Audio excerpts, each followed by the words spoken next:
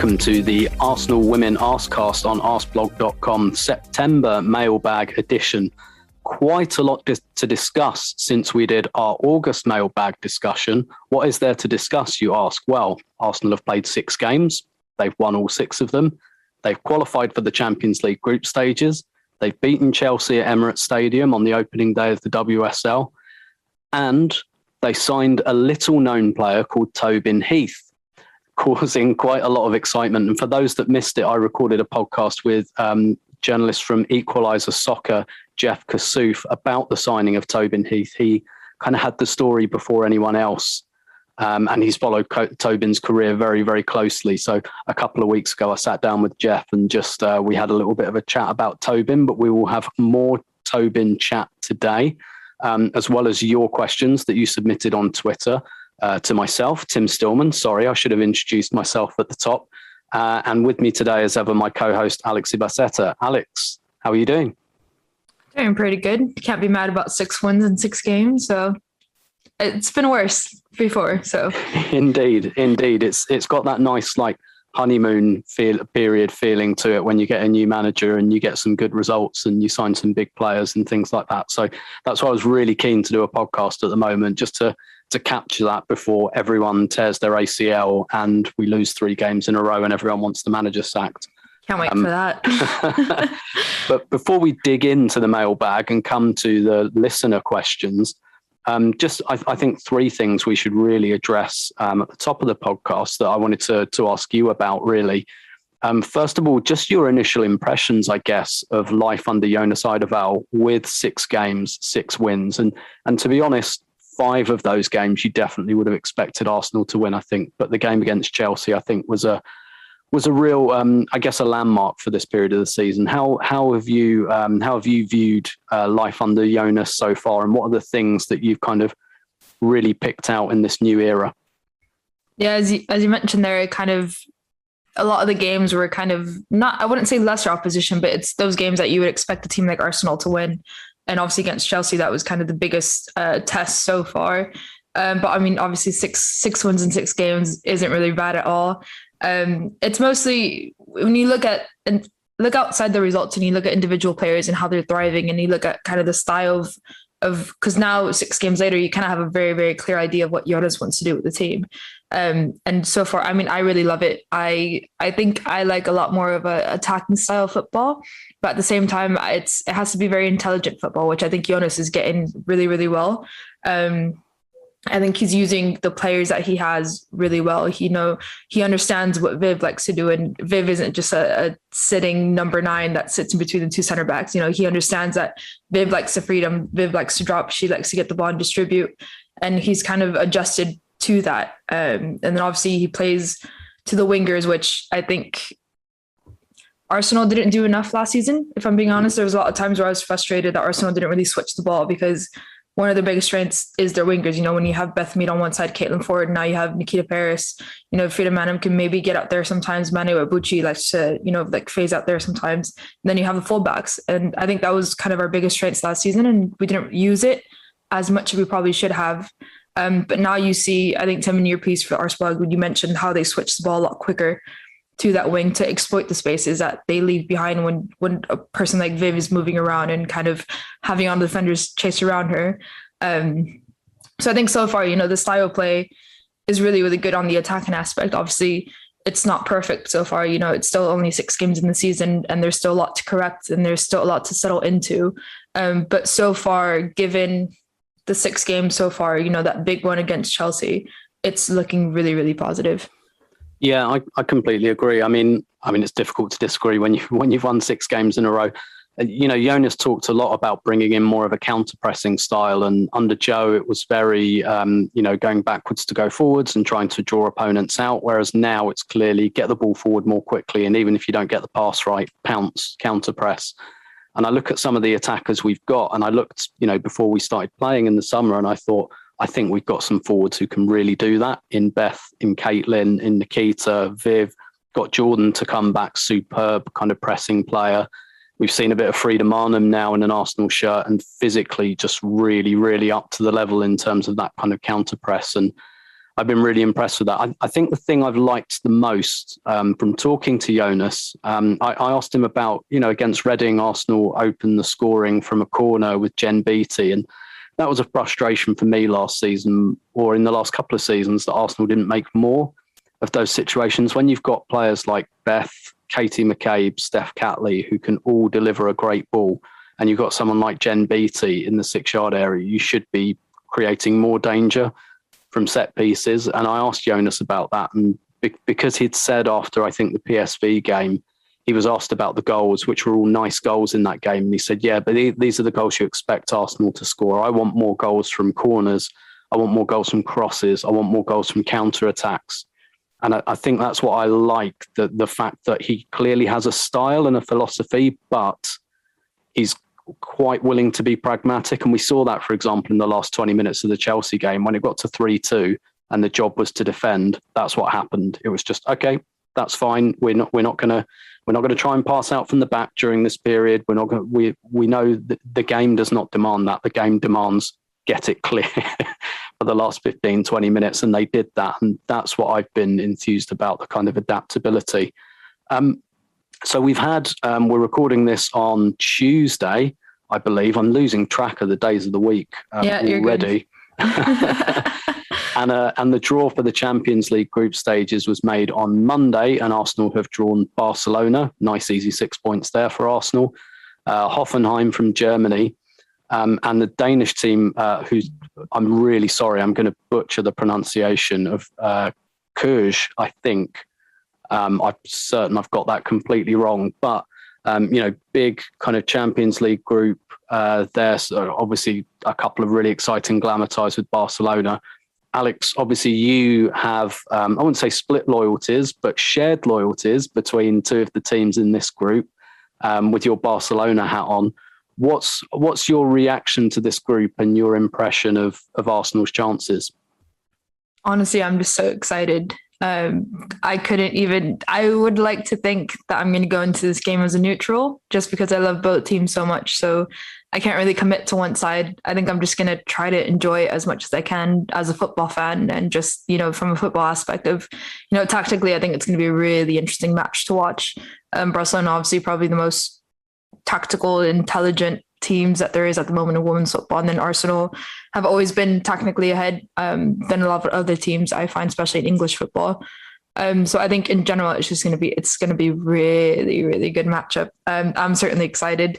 I think as much as I think that Barcelona would probably win, I don't think it's going to be as clear as most people are probably expecting it to be. Particularly because, as you mentioned there, Tim, the set pieces are really, really good for Arsenal. And then you have players like Jen Beattie, Leah Williamson, even Viv now, who's scoring headers more and more, who can get into the box and kind of disturb them. And when you look at Barcelona's preseason, especially when they went to the States, I think it was out of 6 goals that they conceded, 4 of them were from set pieces. And it's just been their struggle all along. So when you see little things like that, when you look at the weaknesses of Barcelona, their fullbacks are pretty much the weak. Well, when a team like Barcelona, when we say weakest, it's quite literally the weakest, term. just because everyone else is just so much higher. But like their fullbacks are probably the weakest position on their team. And then when we're talking, when you have Beth Mead on the wing, when you have Nikit Paris on the wing, Caitlin Ford on the wing, I think Arsenal can exploit a lot of the weaknesses that Barcelona have. Equally, when you look at Barcelona's midfield attack, it's going to be a really big challenge for Arsenal, because I don't think they've come up against this opposition in a very, very long time. I think that's anyone when they play Barcelona. It's really rare to come up against an opposition like Barcelona in the way they're playing at the moment. So I mean that's all just to say that I'm really excited. I think Arsenal fans should be a lot more excited than scared. I think they should expect a really good game and not just Barcelona blowing over like they did against Chelsea in the Champions League final. But yeah, it should be a good game just overall. I think Arsenal fans should be really excited about this. Yeah, absolutely. And we've got some questions later in the show about that. A couple of big things, I guess, have happened, but it probably says a lot about Vivianne Miedema's quality. that we're kind of brushing over the fact that she reached 100 goals for Arsenal in just 110 games, 97 starts. Of that 149 on her right foot, 41 on her left foot, 10 with her head. I mean, that's not bad really, but it's very casual. Yeah, exactly. And all taken very casually. But the thing we really have to address, I think, and surprisingly, we have no questions about this. And I think it's just because the signing kind of happened and we haven't seen her since. But Tobin Heath at Arsenal, just on, let's start with the kind of the more visceral, emotional reaction, because it all happened so quickly as well. What was your initial reaction when you heard that Arsenal were signing Tobin Heath? Shock. So I was on holiday in Barcelona last week, and the Tobin Heath signing was my first day in Barcelona. And I kind of promised myself that I would stay off Twitter and social media. And then obviously I got WhatsApp messages about the Tobin news. And I was just like, I'm sorry, I need to go on Twitter right now. Please just give me like 10 seconds to like adjust myself. Yeah, I mean, I personally, just outside of kind of journalism, everything, I've been a Tobin Heath fan since I was like 14, like very, very young. I've always loved Tobin Heath as a player. I think she's one of the most interesting players to watch on the pitch. She has that joga bonito style. She has that swag on the ball. She loves a good nutmeg.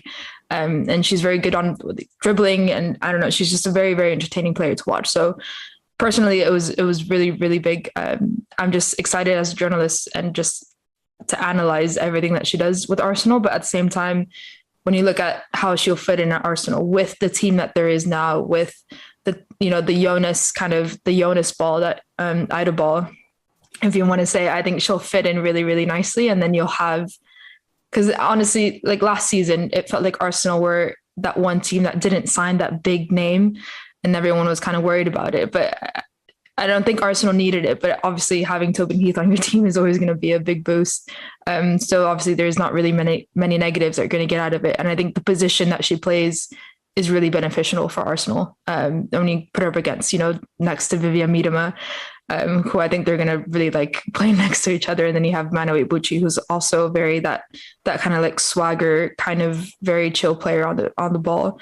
So yeah, I mean, just excited. I mean, I feel like I'm saying that a lot, but I'm really, really looking forward to seeing Tobin Heath in an Arsenal shirt. Yeah, and it's quite interesting because I went through, when I first heard about it, I mean, first of all, I was trying to get to the bottom of the story myself because I didn't have it. I didn't know. I was told a couple of days before the deadline that Arsenal might do something on transfer deadline day. And it was quite secretive. Usually when I get told that, I get a name or a clue, but this was very under wraps. Obviously, you were there as well when I asked, I think it was Aaron Dantino, after the Slavia Prague game, I asked him whether there was anyone coming in because I'd heard this, and he laughed it off. But what probably didn't come across in the print was that he had quite a big grin on his face when I asked him. So I did think, there must be something going on because this is all a bit quiet. And at first I thought, but we've already got two right wingers in Nikita Paris and Beth Mead. But I think I've come round to the idea that we're going to need a big squad this year with all the games and the lack of pre-season and everything. And the question I asked Jonas, and I think I'll put it to you as well, as someone who's followed her career really, really closely. I kind of said to Jonas, look, you didn't really have a gap here in the squad, but is it a case that if you can get Tobin Heath, you just get Tobin Heath and you don't really worry about, the tactics? Well, not even the tactics, but, you don't worry about like squad building. You don't like get up your own arse about like squad building if the opportunity to get someone like Tobin Heath is there. Is that how you see it as well? I think I'll do it from both perspectives, kind of from a player and then as a coach / team. We saw Tobin Heath last season with Man United and she made a huge difference. I mean, when she got injured, Man United decreased a level of kind of quality in front of goal when they lost Tobin Heath. I mean, Tobin Heath is just, it's very cliche to say, but again, that American mentality of just pushing forward, wanting to win everything and kind of nonstop. So I think it is a case of, no matter what, having a player like Tobin Heath on your team is it's going to be absolutely positive for on and off the pitch. But then from the other side, Tobin Heath she's an older player now. She's a veteran. So I think coming to a team, like a very established team where, as you mentioned, Tim, that there's very little gaps. I think she's mature enough and like at the end of her career now where she understands what the team needs and what's best for the team. And if she has to sit out on the bench for a little bit to have a more tactical, change, whether it be Beth Mead to press higher or just like things like that, I think she'll accept that. And I think she'll understand that, especially because there is so many games to play for Arsenal. She's definitely going to be playing in the Champions League now, but then you also have the Conti Cup, the FA Cup, then you have the league. So I think she's also a player and an age at the moment where I think she's going to be more than understanding when it comes to kind of that team selection and kind of filling in the gaps that aren't really there. And she kind of knows in the position that she's in. So I think it's a really, really good signing, just because it is, it's a player of Tobin Heath's level. And also, as I mentioned, it's at the stage where she's not going to kick and shout if she's not playing the amount of minutes that maybe, she is a starting player at the end of the day. But at the end of the day, you do have established players at Arsenal who have already fit in under Jonas, for example. So I think it would be really good to see her play. I think she's a very level-headed person, just outside the pitch in order to kind of just like ease into that and understand everything. Yeah, and I think like from Arsenal's point of view, she's still going to be going back to the States during international breaks and things like that, and Arsenal will be able to afford to look after her, I think, a little bit, and maybe not play her like the other side of the international break and things like that. But I also think, just to close on this subject, that it's got value in terms of there are a couple of players there who have 1 year left on their contracts at Arsenal and are waiting to see what kind of ambition Arsenal has. And I do think signing someone like Tobin Heath says that you're an ambitious club, and that's got a lot of value. And another one of the things Jonas said to me was, look, keeping those players is bigger than any recruitment that we can do, because if we lose Leah Williamson and Vivianne Miedema and Jordan Nobbs next summer, that's a rebuild. And you don't want to be rebuilding every summer, and you don't want like trying to attract players when you've just lost players like that. Like that's very, very difficult. And I do think that Tobin Heath might be viewed as a little bit of hopefully a retainer signing, if that makes sense, like as someone who convinces some of those players who are possibly on the fence about committing their futures. But that will all kind of play out in the fullness of time. So why don't we take a break there? And when we come back after the break, we will respond to your questions that you put to us on Twitter. Okay, welcome back to the Arsenal Women Arsecast September Mailbag Edition Part 2, where we will answer the questions that you put to us on Twitter using the hashtag #AWFC Arsecast. And quite a few themes have kind of come up in the questions, which is always kind of handy from a host perspective, because it means I can kind of group them together. And actually, one of the first things that really kind of came up was the question of, I guess, backup to Vivianne Miedema, which has been a real question during her whole time here, because when you've got a striker like that, it's really difficult to convince someone to come and be a backup to her. And she's spoken, I think, recently about, the fact that she played nearly every minute last season. I think we could see at the end of last season that, that had taken its toll. So variations on the question from @AWFC, please. From Mariek van Lith as well, @Mariek van Lith. Sorry, I've probably butchered the pronunciation of your name as well. @KPunJ15 and @Maroonskittle19. Love that as a handle. Basically all asking variations of the question about what Arsenal can do as backup to Vivianne Miedema and how they can manage rotating her and perhaps not having to play her in every minute of every game. And for example, Mariek asks, what do you think as Beth as a backup number 9 for Viv? It's a fair question, and one that really could have been asked at any point over the last 2 years, I think. But how do you see the backup to that position so that hopefully we can manage Vivianne Miedema a bit more carefully? Yeah, I think it's definitely possible. Ironically, I'm going to talk about Barcelona now, because they do it really well. And I think their style of play fits Arsenal style of play in terms of kind of the ball movement and kind of how they want their players to be positioned and the fluidity of movement sometimes. But when you look at them, sometimes Jenny Hermoso is obviously injured out for the start of the season. Asisia Oswala was also injured. So they had no number 9, nor on the bench, nor, anywhere. So what they did was kind of have Mariona, who usually plays on the left wing, start centrally as like a false 9 kind of thing. But at the same time, she doesn't stay still. So you'll have the left and right winger ending up in the middle, or you'll have one of the midfielders ending up as the 9. So that 9 role kind of ends up for grabs, first come, first serve on whoever wants to get in that position, kind of.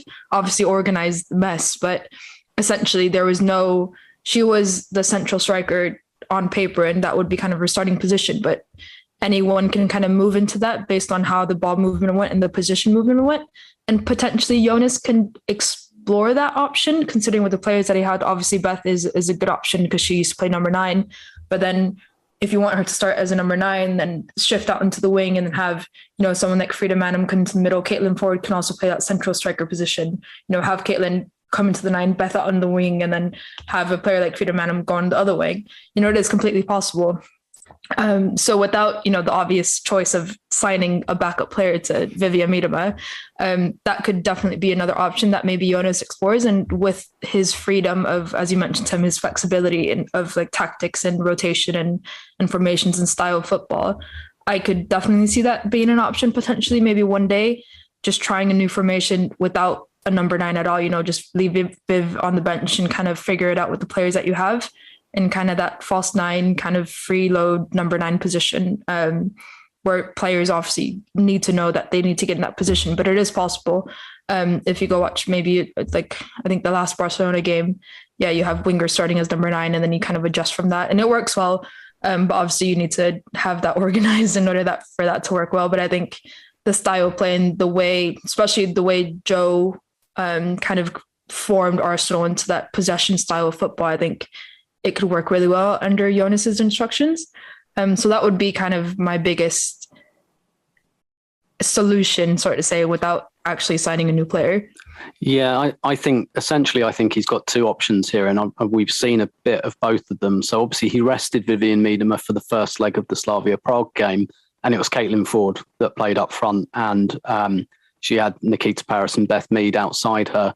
And Caitlin, when she plays as the number 9, much more fixed, hold the ball up, fight for the ball, almost more traditional type number 9. I mean, in terms of her own goal scoring, I think she's probably more threatening coming off the wing, but she can do that kind of, hold the ball up, bring others into play. And she did that against Slavia.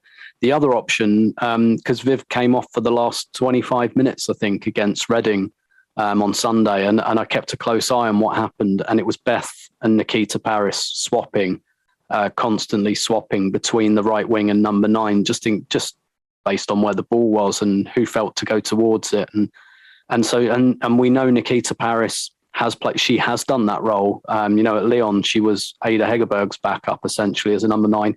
Probably not her best position. She's probably better coming off the right, but it's an option. You can just start Caitlin and have a hold-up player. You can start Nikita and have a playing on the shoulder player, or you can do that kind of fluid rotation, I think, that you spoke about, Alex. And particularly if you have a front 3 of, like, for example, Caitlin, Beth, Nikita Paris, none of them really needs to have a fixed position. It takes some practice to do that, but I think that's probably the best avenue for Arsenal. Slightly different kind of slant with this question from the wonderfully named Tobin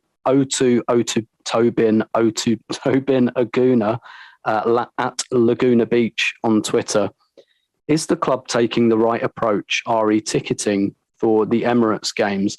Would the optics of a fullish stadium be worth more, and I think fullish stadium at Meadow Park, be worth more than the gate revenue from less than 10,000 tickets at the Emirates? So Arsenal played Chelsea at the Emirates. We had an attendance of about 9,000, which is a lot more than can fit into Meadow Park. But obviously for the Emirates is less than 1/6 of the capacity. Where do you stand on this? I think it's a great idea to play at the Emirates. I don't think it's a bad idea. I think obviously when you look at the atmosphere there, and if the players start getting used to that, then you can kind of bring that home advantage onto there. And if you get enough people into there, it'll definitely bring the vibe. But I think my biggest criticism to the opening weekend in general, not just Arsenal at the Emirates, but just the opening weekend, all the WSL that played in big stadiums, with the marketing was awful.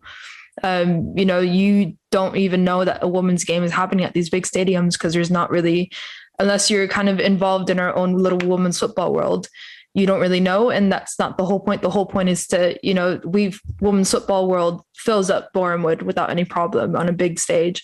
But when you go to the Emirates, which is, as you mentioned, Tim, it's not even like, it's a very, very small percentage of the people that we get at Bournemouth versus the Emirates. You need to expand the marketing, and the whole point of it is to bring more people into women's football and bring more people into those particular matches. And I think the marketing was just really, really not enough for what it was. Because then you look at last season where you had 20 plus K people in the opening weekend on the WSL. And this year we didn't get any numbers like that. So I think it could be really, really beneficial. Obviously, Bournemouth is really, really special, and the vibe, the home advantage is just there for Arsenal. It's the comfort, it's how close people are to the pitch. It's unbeatable when you go to a big stadium like the Emirates, but at the same time, when you have 10K plus, Arsenal fans chanting at you when you're playing a team like Barcelona, for example, that's unbeatable, and it's going to change a lot. But I just think if that's going to happen continuously, then the marketing and kind of the reach to people outside of women's football world, like our little bubble, as I like to call it, it needs to be a lot better, and it needs to be more committed to bringing a lot more people, because when you have 9K people at the Emirates Stadium, it kind of defeats the purpose of that atmosphere and what you want to get out of playing at a big stadium. Yeah, I think on this one, initially I was really disappointed with the level of ticket sales. I do think there are some mitigating factors on this occasion. So last time when they did like lots of games to open the season in these big stadiums, they were able to announce it months in advance and really do a big run up. But because of COVID, a lot of these weren't confirmed until about 3 weeks before. So there wasn't that massive lead in time. I do think there is still a little bit of COVID hesitancy around return to football. Arsenal men's first home game of the season against Chelsea didn't sell out. There are a few thousand unsold tickets for that. And maybe we take for granted the extent to which people are really itching to get back to football stadiums. I think there are some people who aren't. But I kind of came away, I don't know to what extent, it's at least to some extent just the way the game went against Chelsea. I think it was kind of perfect in terms of Arsenal won. They played well, but there was a lot of tension in that last 20 minutes hanging on to the lead. And the way they sold the tickets block by block so that the fans were close together, and it was in front of the camera as well, which again was done intentionally. They sold all the blocks near the cameras, and some of the images that come away, like that brilliant image that one of the girls from Girls on the Ball took of Beth Mead wheeling away in celebration with the crowd, in front of her. I do think that there is a value in that. And I do think that I think it was a really worthwhile exercise because, first of all, you had like 9,000 really engaged fans. I was at that Spurs game a couple of years ago that has the WSL record attendance of 38,000. Now, granted, most of them were Spurs fans and they lost, but I got a lot of sense of people looking at their phones during the game, semi-engaged. Whereas in this game, I really got the sense that 9,000 people were really engaged and invested in the result. And I do think that has a value. Obviously, though, that's result dependent. If Arsenal had lost to Chelsea, then you'd probably say that this was a little bit of a wasted exercise. But I think they did take the right approach. The other thing they didn't do was give away loads of free tickets this time. They charged, 12 quid, 6 quid. And we've got to, I think, move away from the free tickets thing. I think getting 9,000 people who came away really thinking they'd seen something special probably has more value than 30,000 people, most of whom just went to look at the stadium or have a day out. So, and I'll be interested to see, we know there's going to be at least one more game at the Emirates this year. The Barcelona game, I think, might be another candidate as well. And it'd be interesting to see if that attendance creeps up for those games. But it is a really interesting question that I don't think there's really a right answer to. But maybe there's a right answer to this question, which comes from Belinda at Belinda_AWFC. It's obviously still early into the season, but based on what you've seen from Arsenal playing under Jonas, is there anything yet that you think they need to improve on? It's a bit hard. Obviously, since, as I mentioned, I was on holiday, so I haven't been able to see like a full match. I did stop mid. I was like walking up a hill. So I got to watch the last 30 minutes of the Chelsea Arsenal game. I felt like I was running up a hill during that when my heart was going to be. That is fair. I watched like 20 minutes of the first half. I was in a museum and I rushed through the museum while my girlfriend was going through it, and I just kind of sat in the corner with my phone watching the game. So I have gotten a decent scope, not much of a scope as I would like to kind of go into these little details, but what I've seen so far is that it's not much on what they need to improve on, but at the same time, it is the start of the season and they do need to brush up on a few things, get that sharpness of switching the ball, getting the ball up faster, that first pass when you get possession back. It has to be sharp. It has to be smart. So I think for me, just from what I've seen, it's not about improving. It's improving on like certain aspects. It's just improving as a whole. Because at the end of the day, it is the whole process of being under a new coach, getting new tactics. So I think once they kind of figure out individually and it's more on the pitch that the players need to figure out what they like and what they don't like and kind of build those relationships with each other. Once they get that going, I think it'll be a lot better and a lot smoother, a lot more natural for them to play in that style that Jonas wants to play. So I think it's more of that process of players individually getting a hold of what they like, what they don't like, and kind of communicating that to the teammates as well. So everyone kind of goes through the whole process together. So I think it's mostly that, just players getting used to and improving on those little things that would make this style of play with them just that much better. Yeah, I agree. I think there's a couple of things I'm keeping an eye on. One is obviously when you press high, you leave space in behind, and I'll be interested to see perhaps teams who are better on the ball than some of the teams we've played so far, with the exception of Chelsea, I think, or teams who are just better at counter-attacking. Sometimes the cupboard looks a little bit bare back there sometimes when a move breaks down. And I think I wonder if like faster centre halves, I think Leah's pretty quick along the ground, but Simone, Jen Beattie, Vicky Schneiderbeck, none of those players are lightning quick. And I do wonder if, a quicker centre back in the future to kind of protect Arsenal against long balls and counters. I think that's something to keep an eye on. The only other thing I'm kind of keeping an eye on is Arsenal have gone wide a lot in the opening games. And that's made sense because we played teams that have clogged up the centre. But I hope that in 10 games time, I'm not sitting here going, God, we always go out wide. We never go through the centre.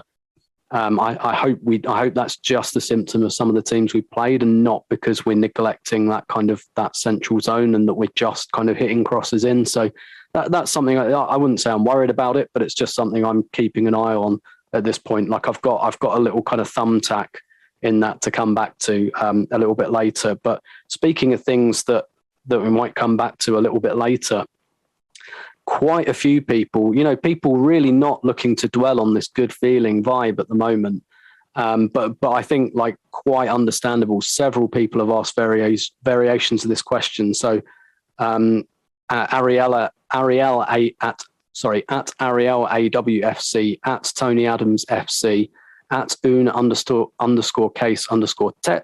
at AWFC please, and Maddie at AWFC BX Mads. All have asked variations of the same question about whether, Arsenal have obviously not really had a pre-season. A lot of players at the Olympics come straight back into it. Adapting to a high press. And I think Emma Hayes said in her post-match press conference after the Chelsea game, she was asked whether the fact that Arsenal had already started their season had played into their hands. And she said yes, which I think was fair enough. But then she said, let's revisit this, perhaps in the second half of the season. And so I guess the question from all of those those tweeters is, do you see this kind of creeping up? Things are good now, but is there a danger of fatigue and injuries setting in with no pre-season and with a new high pressing style? And I guess what can Arsenal do to try and negate that? I think it's definitely a concern. Just naturally, as you mentioned, we did have the kind of early preseason with the Champions League getting into that match fitness way earlier than a lot of other teams. I think and the high pressing, of course, demands a lot of players on the pitch. It's, non-stop pressing. As soon as you lose the ball, you need to pounce, and that does get tiring, and you do need to adjust your fitness levels for that. So I think it is a natural concern. I would be lying if I said I wasn't concerned. But obviously, we won't really know until the second half of the season. Then we'll come back to it. I think it's just a matter of Jonas being smart. I think we just have to hope and pray that Jonas kind of is okay with rotating a lot of players. And I think with the Champions League and realistically, if you want to go far in the Champions League, that depth in squad and that rotation is going to be crucial. And I think, when you have, as we mentioned, a player like Tobin Heath, I think understands that she's not going to start every game over other players. So I think that rotation is going to be big. I think we have the quality of players to be comfortable with doing those rotations. Obviously Jordan Nobbs and Caitlin Ford are still injured. They still have some rotation. So when Caitlin Ford is on the bench, you have Nikita Perez starting. Or if you have Nikita Perez starting, you'll have Beth Mead on the bench. Like, it's really not a big deal to have that rotation. And hopefully you just have to hope that everything is going to be okay and there's no big injuries that are going to last a few months. I think the depth in squad at the moment is good. Most importantly, the quality of the depth in squad is good. So I think we can handle it well if we handle it smartly. But then obviously, one or two injuries and you kind of lose that whole momentum of rotation and being able to freely do what you want to do with the players that you have. So I'm sad to say it, but I think it's just going to fall into luck and the injuries that we have and just take it from there. Yeah. I think there is a lot. It's usually like you say, the size of the injuries. Under Joe, Arsenal, until his last season, Arsenal didn't get many soft tissue injuries under Joe. What happened was players got big knee injuries, and that took 3 to 4 players out for like close to a year, and that made the squad look smaller than it was. I think there's two things here. Jonas brings up unprompted constantly the need to rotate, and he will do that. And I think one aspect, and I think a lot of us as Arsenal fans have probably got PTSD from the Joe era here, from the amount of injuries. And the team was rotated under Joe, I think more than people realise. But one thing he didn't really do that I think Jonas really will is in-game substitutions will be a big part of it. So if you look at his substitutions so far, those wide forwards rarely get 90 minutes. They're usually off after 60, 70. So it's very much, I think, a case, particularly with the wide forwards, of you will play 90 minutes, but across 2 games. You'll get 60 minutes of this game and you'll get 30 minutes of the next, roughly. So I think substitutions will form a really big part of it. I also think an element of pragmatism as well. So at half-time in the Reading game, when Arsenal are 3-0 up, and they're doing lots of counter-pressing, I sat there and thought to myself, I hope this second half is a complete non-event and that we don't do the counter-pressing and we just control the game. And I think we did. Whether that was what Jonas told them to do or whether that was just the way it worked out, I'm not quite sure. But I think that element of pragmatism, when you're 3-0 up at half-time in a WSL game against the team below you, you don't have to go out and counter-press. As much as a new coach, you probably want to get that message across. I think the other thing is something I pick up talking both about the men's and the women's team, is this is an area that fans worry about a lot more than players and coaches do. I think the kind of, particularly in women's football, the level of kind of sports science and the stuff that goes into looking after them is really, really huge. And I know it sounds weird saying that as an Arsenal fan, given the last few years, but Arsenal have made a lot of appointments in this area over the last couple of months. New head of sports science in Gary Lewin, like new physios, like they've really beefed up on that side. And so I gather from Jonas that they're really, really aware of this. Obviously, being aware of it and managing it effectively are two different things. But I think we'll see some things we didn't see under Joe. But broadly, I agree with you, Alex. A lot of it's luck, and that's the end of it. And actually, the last time Arsenal won the league, they got unlucky with injuries, but they still won it. They were still able to do it. And the reality is, a couple of big injuries would stop Arsenal competing for the Champions League. It shouldn't stop them competing for the title, because they still should beat most teams in this division. So I see why the anxiety is there, and I share it, but maybe not quite as much. Famous last words.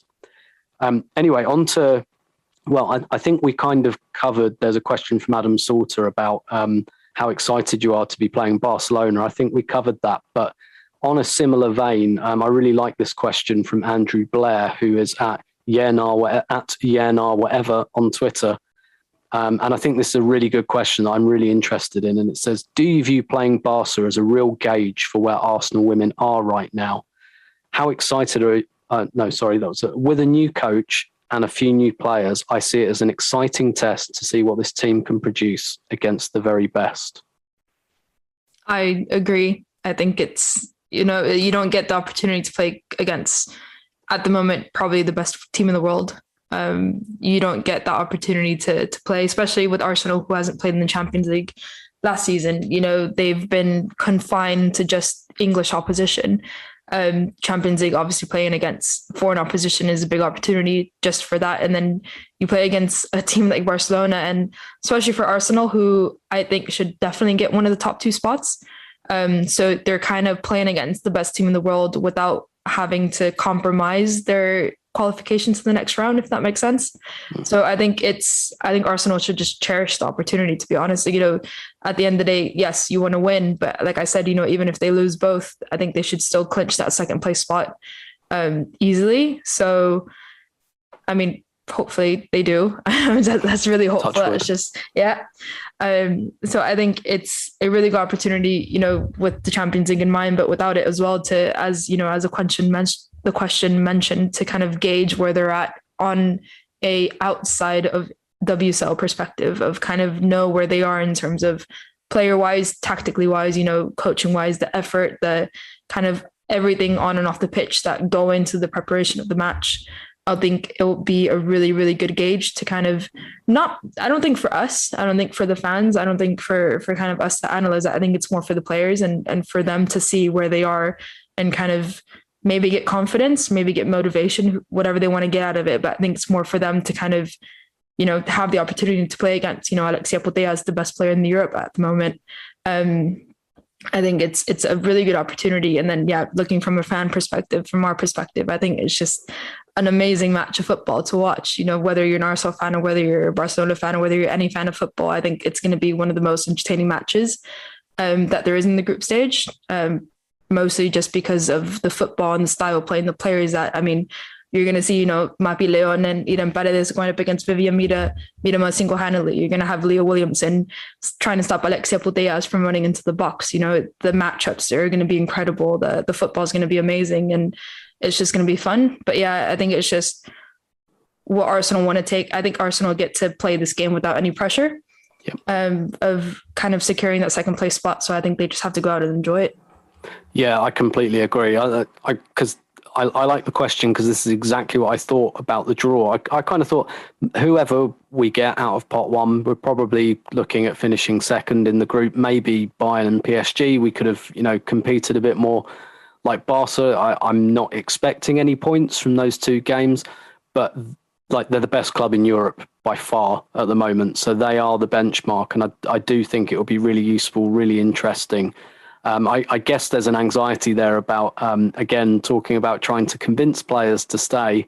And, if we don't compete in those games, then that perhaps, that puts the club in a negative light maybe and says, well, this is how far we are away. But, I think if Arsenal can compete in those games and they can say, OK, we know we're not the best team in Europe, but this is the standard. And, we just beat Chelsea, who are Champions League finalists, probably the second best team in Europe, arguably, at the moment. So I think, but in that domestic competition, it is kind of difficult because you're surrounded by those teams all the time. Whereas Barcelona, it is as simple as we're playing the best team around. We're playing them twice, home and away. So it's not going to be a one-off. So, if, we played them in a friendly a couple of seasons ago and lost 5-2 or 6-2. And we had loads of players unavailable, and it was a difficult game. Like we knew Barca were better than us, but it was kind of difficult to gauge from that game. I think over the 2 games here, you'll get a really proper gauge. So that's one of the reasons I'm excited about. Really, one of the many reasons I'm really excited about the draw. How about this then for a slightly different subject from Damien McBride at DP McBride? Where do you both stand on the issue of VAR in the women's game in light of recent incidents? So things like Beth Mead scoring against Chelsea when she was, a yard offside. Then you've got Reading, with a goal against Manchester United where it looks like the ball crossed the line. And then, of course, this weekend, Spurs scoring their winner against Man City via a slam dunk, basically, from Rosella Ayaan. So lots of discussion about VAR, particularly with Sky Sports showing games now in England. So what practicalities aside, where does the balance lie between equality with the men's game versus keeping the matches fast moving for live spectators? What are your views on VAR coming into the women's game eventually? I think this issue has to stay separately from the men's game, particularly just because we all know that all the WSL refs are part-time. I think that's the basis of everything, really. You can't really have this argument without stating that, because, VAR was introduced in the men's game because full-time professional referees were making these mistakes, and a lot of the coaches didn't like it, a lot of the players didn't like it, the fans didn't like it, so they had to take that extra step. But the extra step in the WSL at the moment isn't VAR, I don't think. I think the next step would be to fully professionalize the refs, improve the quality of the refs, and then if you want to introduce VAR after you're not satisfied with the quality of the refs, go ahead. But I don't think the jump from part-time refs to VAR is kind of the one that you want to be doing in women's football. I do think that goal line technology would be kind of the basic of having technology in women's football, just because, goal line technology, there's no, it either went over the line or it didn't, there's no argument against that. And I think it's a really good, I think in general, I think goal line technology is probably one of the smartest technologies that have been introduced in football, because, when you look at the referees, how far they are outside of the goal, like even the on-pitch referee, they're going to be at the top of the penalty box probably. And if you have like 10 players in the way, you're not going to be able to see it no matter what. So goal line technology, I think, should be introduced in women's football. Professionally, definitely.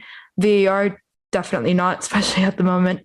I think, I think most people do agree that I think the investment needs to come in the actual referees at the WSL, fully professionalize them, train them, and get that done first before you start thinking about introducing VAR, because then you have the argument also of all the cameras and small stadiums in women's football. Where are they going to go? It's not the same as men's stadiums where you can put cameras wherever you want, basically at any point. Boreham Wood, for example, doesn't have that many high places. You can see it on the matches where they stream it. So I think VAR is very unnecessary in women's football at the moment. So that's kind of where I stand on that.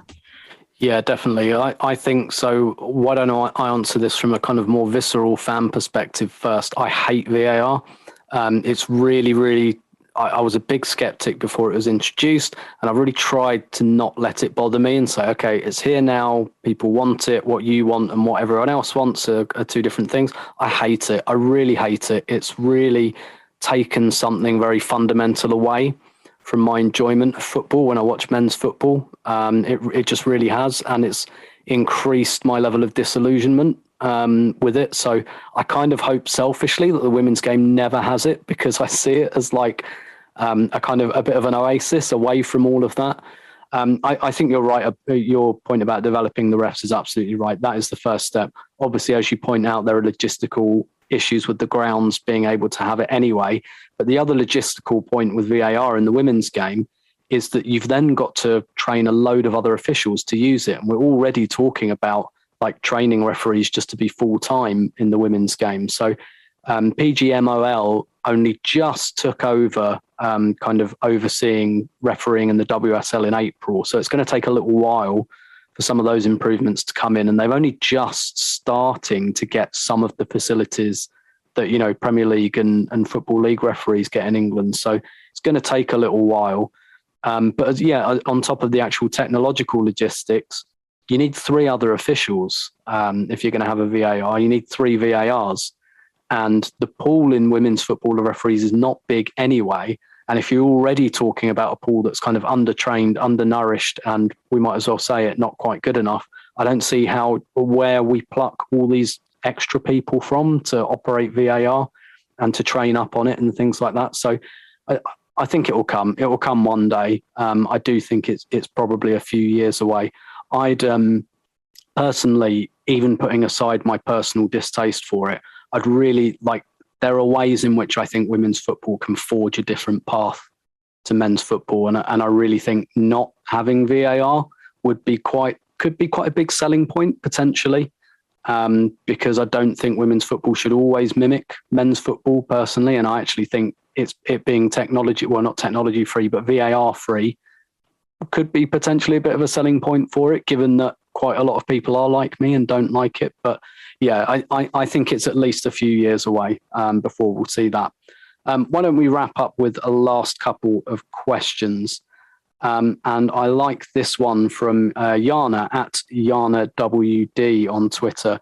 Jonas obviously rotates a lot, but what do you think the ideal midfield looks like for Arsenal when Jordan Nobbs is back from injury? I pondered on this forever when you sent me the question. It's really hard. I think that's kudos to all the new signings that's making this decision really, really hard, because I think last season, flat out, I could have said that Jordan Nobbs, Kim Little, and Leah Walty was kind of my favorite trio midfield. Now this year, you have to add Frida Manum and Mane Iwabuchi into that. And what I like about how hard this decision is that, each player offers something very, very different. And you can't make a decision because of that. You have, if you want a playmaker, if you want someone good at dribbling, then you put Mane Iwabuchi, but then you take out Jordan Nobbs, who has that creativity, that kind of calmness and kind of control in the midfield, that wants to control the tempo and is able to kind of lead the way through the midfield. Then you have Kim Little, who's just Kim Little, who does everything. You don't want to take her out of the midfield ever, but then do you want to put in someone like Frida Manum, who has a bit more speed, who has a bit more kind of finesse to go forward in that attacking phase of what Jonas wants to do? And then do you want to put her in for Leah Walty? Do you want to leave her for that? Give Leah a little bit of rest. So I don't think I can decide. Honestly, I really can't decide. I think can I just put a midfield of 5? That'd be great. I can't, I think it's very dependent on how Jonas wants to play and how that, as I mentioned, Leah Walty, Jordan Nobbs and Kim was kind of my set trio as of last season, but with these new players and the way they've been interlinking with the attack in particular has really, really impressed me. But I think I would say that I think Frida Manum would be in my midfield, yes or yes. I think I'll stick with one. I'll just put one player in my midfield, but that's fine. The rest can be very, very, very game dependent. But I think Frida Manum has kind of been my favorite signing so far. Yeah, I spoke to Jonas a bit about Frida because she's played so many different roles, kind of tactically. She's played as the 6 ahead of Leah Walty. She's played as an 8, as a 10. She's kind of done that thing against Chelsea where she almost came over to left back quite a lot to create overloads there. She's incredibly intelligent. I think she gives the midfield power as well, and that's one thing I think it's lacked in the last couple of seasons. I might duck the question a little bit as well, just by saying, those 5 players that you mentioned, any 3 combination of those 5 players, I have to say I think Jordan is a player that we're sleeping on a little bit in terms of her talent and her ability because of the injuries she's had and a stop-start kind of couple of years for her, and with the pandemic and everything, I think she's such a good player, and I think people have forgotten what a great player she is. And in terms of doing the high press and stuff like that and making those runs in from midfield, I think that, once she gets back fit and playing again, I think we'll remember what a great player Jordan Nobbs is. Leah Walty, you'd say, would probably be not quite an automatic pick because, Jonas seems to like playing Frida as a 6 as well, and she looks perfectly good there. And Mane Iwabuchi can play in the wide positions as well. So, and I think the reality is, regardless of our preferences, that is what will happen. Those 5 players will rotate those spots.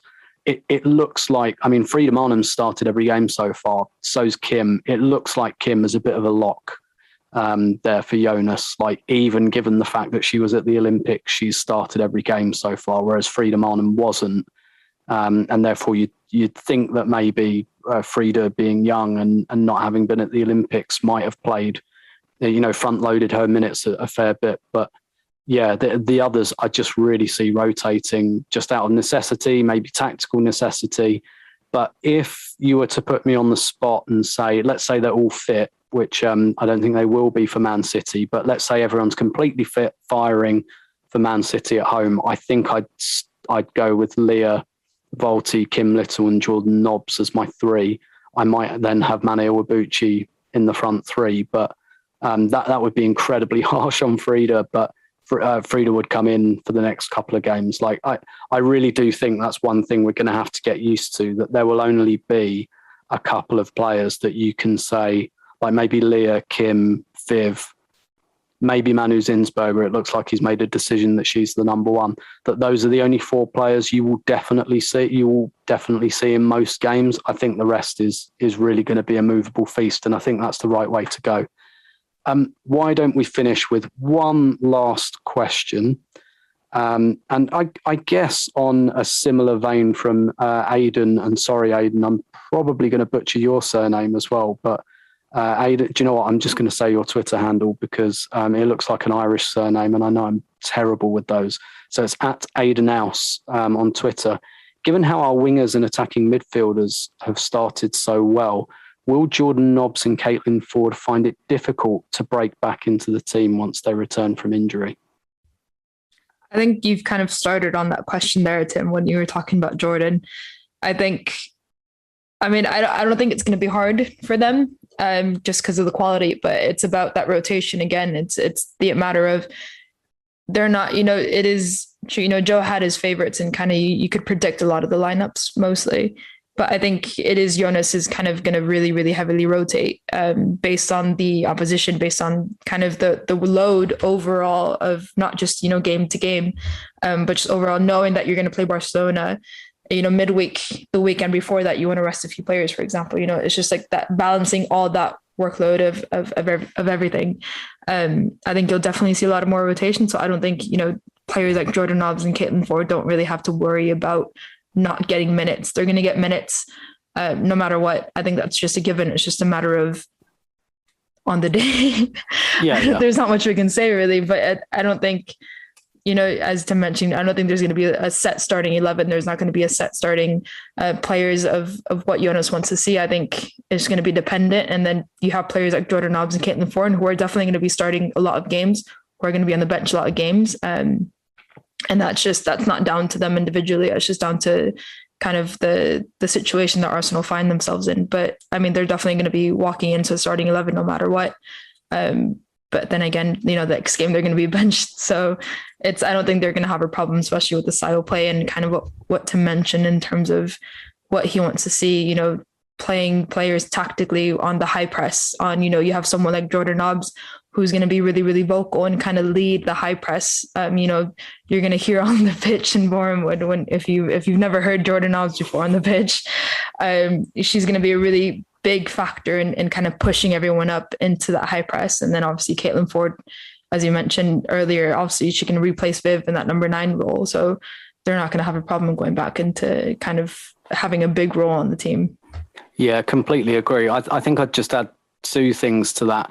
I guess there's 2 questions. One, whether he'll look to manage Jordan Nobbs in terms of her fitness, because obviously she's had a few injuries in the last couple of seasons, and whether he takes a view on that. Although Jonas was asked a similar question about Jen Beattie this weekend, given the injuries she's had and the cancer diagnosis she had last year. And he kind of said, look, one of the nice things for some of these players is that I've come in with no preconceptions and I'm just looking at what they deliver in front of my eyes, and what Jen is delivering in front of my eyes is great. So she's playing. So he might take a view with Jordan like that. He might be able to manage it. I mean, there'll be rotation anyway. I think the other thing, perhaps without the focus on these 2 specific players that I'm interested to see, I'll be interested to see if there are any players perhaps that he inherited that he just doesn't end up taking to for whatever reason. And I don't know really who they'll be as yet. I mean, he hasn't played Leah Volti quite as much, which is not to say she's been out in the cold or anything, but he's rotated her a couple of times and we're not used to seeing that with Leah. But whether that's just because he really likes Frida Marnham, there are a few things I think to keep an eye on. And one thing I'm interested in is whether as the season goes on, there just ends up being a player, because it happens, right? It happened to Beth Mead with Hager Risa, for example. She went from being a lock, first choice in the 11 under Phil Neville, the manager changes and she's not in the squad anymore.